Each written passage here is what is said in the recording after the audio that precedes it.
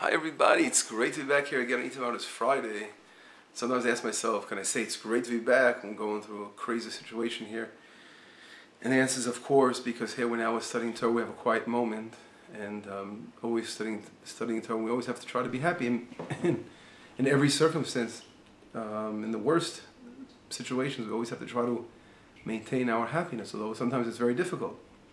And of course, we're all really struggling with the threat of our people that are right now threatened all over Israel. It's hard to describe. It's as a parent of boys that are right now somewhere and having to fight for the country. It's hard to describe the feeling, what we're going through as parents, as a father. You know, the worrying about your children. But of course, this allows us to identify with every family of Israel that has thousands and thousands of soldiers have been called up to defend the country, and of course every family that has boys or young men that are out there right now on the front lines. This is obviously a challenge and a difficult time for all of us. But we all know here in Israel that number one, Hashem is with us, God is with us, and we will overcome this terrible situation, just like we've overcome throughout the years.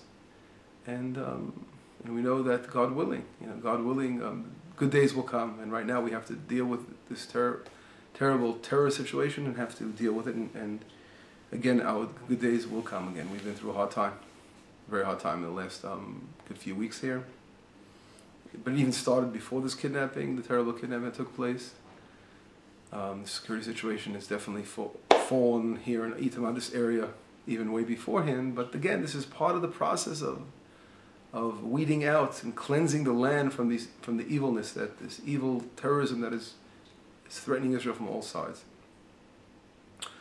It's important, I think, to mention that, thinking about the missile launching, unfortunately, Israel had made some very serious mistakes in the past. Number one, the fact that we left Gush Katif, that we left the Gaza region. There were thriving communities, thousands of Jews living there, with beautiful homes and beautiful farms and producing fruit of the land, and just to throw the Jews out, terrible tragedy. When that happened, it got much worse, because when we're in there, the Israeli army is able to control what's going on. But now that Israel left that region, basically the terrorists are roaming around and free to collect thousands of missiles, to make tunnels, and again threaten the security of the country.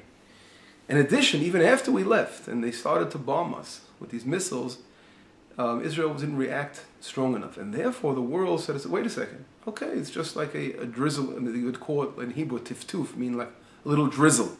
The missiles are only drizzling in, so we don't really have to react. But if someone really realizes this is something that you cannot possibly tolerate, think about New York City tolerating missiles launched in the city or any other part of the United States or any other country in the world. Missiles, okay, once in a while being launched from a hostile area.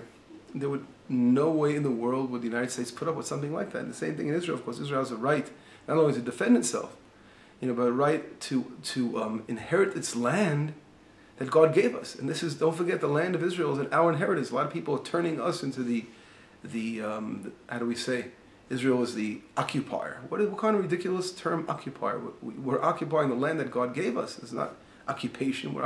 We are here as the true owners of the land. And this we'll see in this week's portion a little bit about that. But unfortunately, the world can distort everything and turn Israel into the aggressor.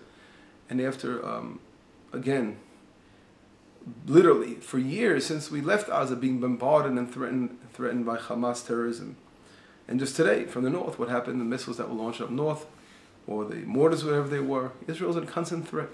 We have to wake up and realize that until Israel literally deals with the terrorism and teaches the evil a lesson by wiping out this evil, again it will go up and down and continue. This process will continue up and down. As they get hit, they get tired, they call for a ceasefire. A couple of years later, they get stronger weapons that can reach a further area. Israel has to stop this terrorism in the world. And we see what's happening outside of Israel, what's happening in Iraq now. And again, after America worked so hard to try to change the situation, now it's just getting worse. Something has to be done to stop this evil terrorism in the world. But anyway, let's put that aside. I think it's time to get to our Torah lesson. This lesson, I want to say, believe it or not, yesterday a soldier was injured in the Gaza area, and it happened to be a boy, a soldier here from Itamar, and he's seriously injured. He had shrapnel not only in his arms and legs, but also in his head, and he right now is in very serious condition in the hospital, so in Beersheba. We're all praying for his welfare. His name is Mordechai Chai Ben Bracha Yehudit. In Hebrew we mentioned the mother's name for a whole speedily healthy healing. So please all have in mind this Torah lesson should be in his speedy recovery. As a matter of fact, this special boy, just last week I picked him up on the road outside of Itamar. He was waiting to go somewhere, and we had a wonderful conversation telling me how he's going to finish the army service soon, and here just a week later he's in the hospital in serious condition. So let's please have in mind for his speedy recovery. This week's portion I just want to focus on, there's so much to talk about as usual.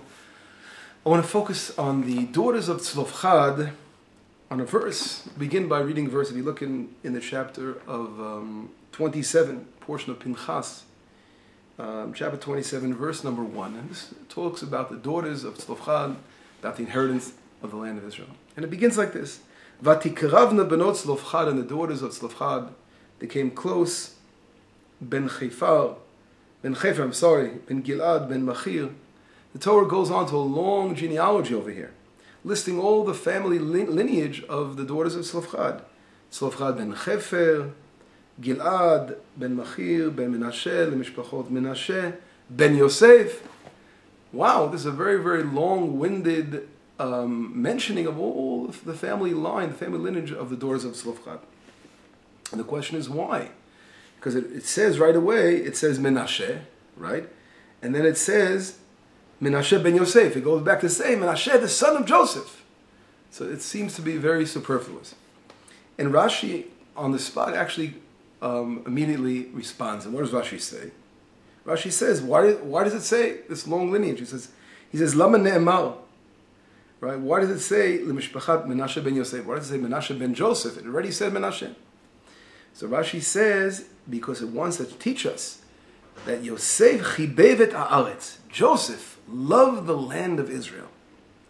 Because what does it say? We read in the book of Exodus how Joseph requested that his bones be taken out of Egypt and buried in the land of Israel. So because Joseph loved so much the land of Israel, and as he requested for his bones to be buried in Israel, the same way, ubenotav chibevu et haaretz. Also his daughters, the daughters of Tzlofchad, here we see how the love that was instilled within their hearts for the love of the land of Israel, as we see they request. In the verse number 2 in chapter 27, in this week's portion, it says, Vatamodna lifnei Moshe, right? It says that the daughters of Tzlofchad stood before Moshe Rabbeinu, and before Elazar Kohen, and before Elazar the Kohen, the priest, and before the Nisiim, again the princes of the tribe.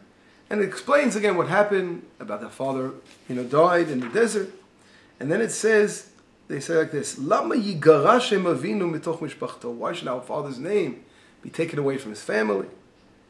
Because he has no sons. Tena lanu achuzah b'toch achei avinu. Give us an inheritance amongst our father's brothers. And Moshe Rabbeinu takes this whole request to God, and God says yes.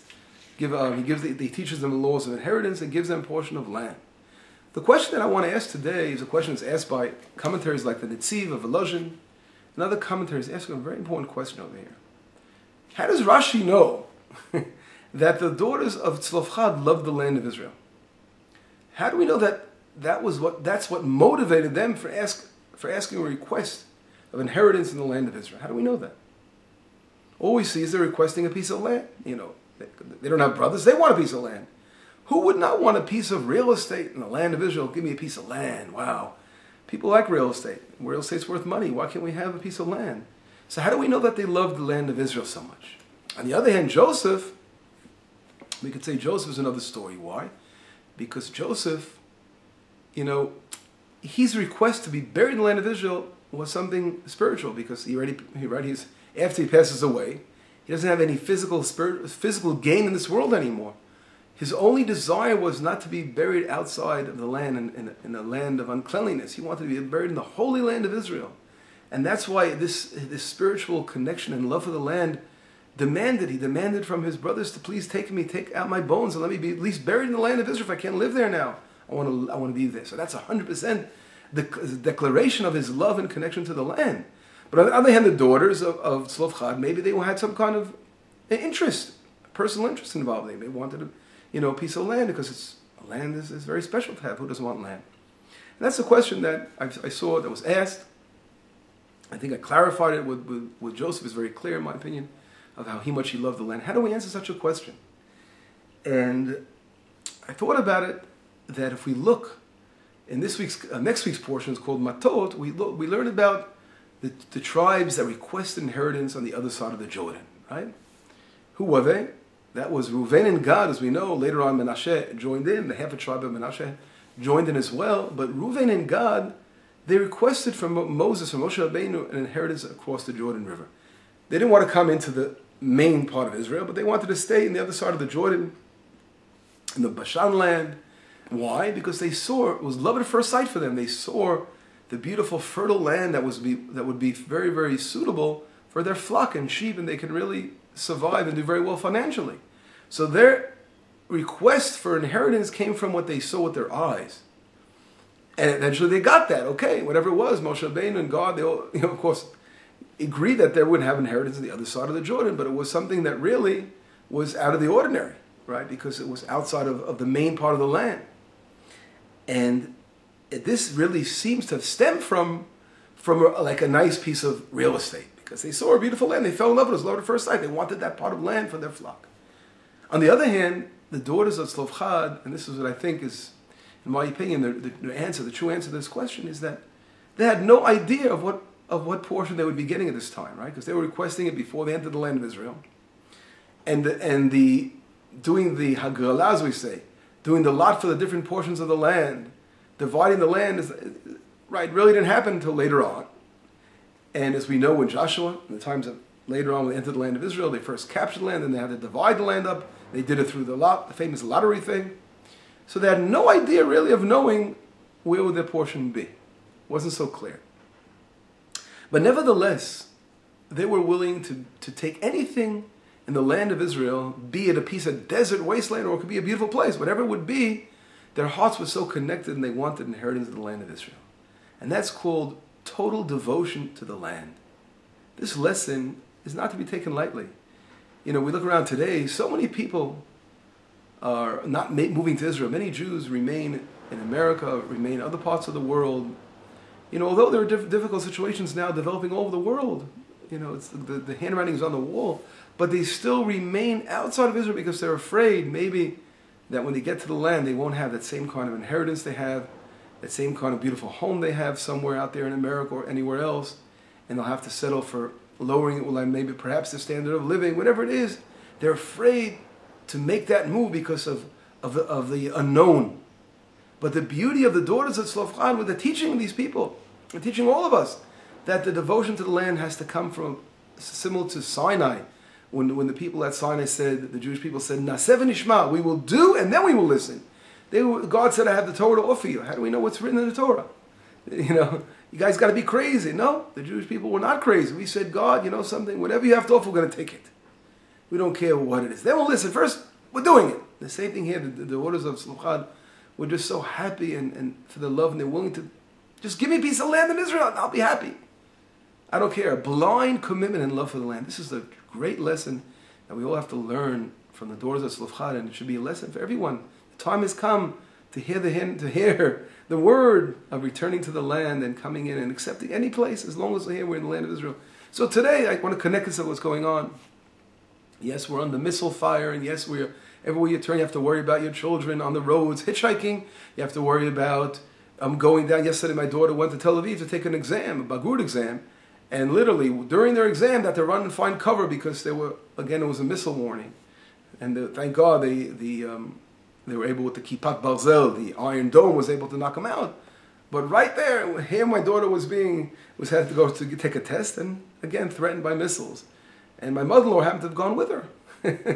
And she was quickly escorted to the bomb shelter. This is part of the life, but again, to be happy no matter how difficult life is and the challenges we've been through in the land. But the most important thing is we're in God's land and we're fighting for something that is so, so important. It's the future of Israel, the future not only of the land of Israel, but for the entire mankind, because when Israel lives safely in its land and builds God's kingdom here by restoring the third temple, and again, prophets will walk the land, the entire world will find their place, and they'll be happy, and there'll be true peace amongst everyone in the world. True peace does not come by, again, giving in to terrorism, to give up. But true peace sometimes comes from fighting. And that we see by Pinchas. This week's portion is named after Pinchas, who actually was zealous for Hashem, for God. And he was given God the covenant of peace. Because true peace comes from, again, doing the right thing for God and following God's word and following God's Torah. And that's really a lesson for all of us here for this week. So anyway, let's have a wonderful Shabbat and a safe week and a safe Shabbat for everyone. And God willing, God should let our soldiers be safe and come back safely from their important missions. Shabbat Shalom, and let's hear good news.